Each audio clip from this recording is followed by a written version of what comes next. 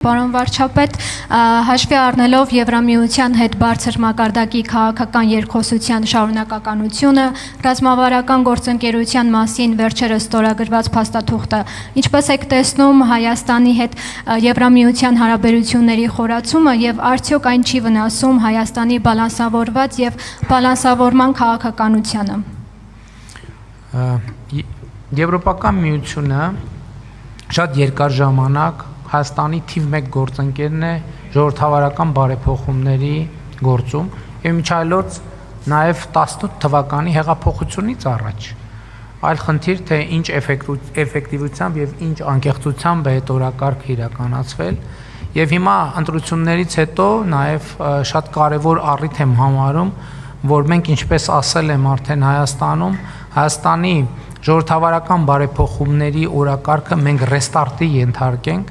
որովհետև նախորդող շրջանում այո մենք հետևական ենք եղել այդ բարեփոխումների ճանապարհին, բայց այն անընդհատ զուգակցվել է ինչ որ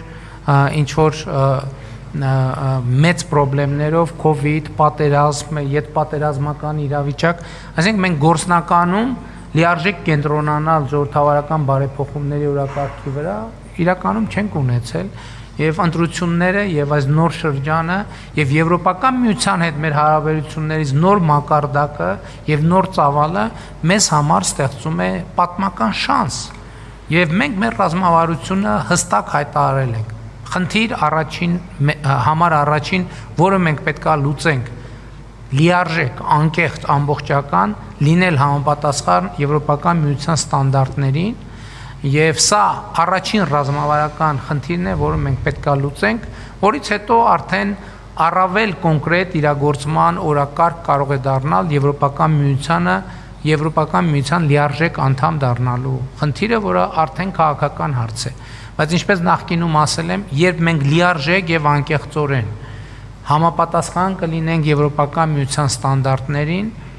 դա մեզ հնարավորություն կտա լինել Եվրոպական միության լիարժեք անդամ։ Բայց նաև դա քաղաքական հարց է, որը կախված է ամենատարբեր գործոններից։ Եթե մեզ կհաջողվի դառնալ Եվրոպական միության անդամ, դա կլինի շատ մեծ ձեռքբերում։ Եթե ինչ որ պատճառով, ասենք Եվրոպական միությունը կարող է որոշել, որ չի ընդլայնվում այլևս, այդ դեպքում մենք նորից շատ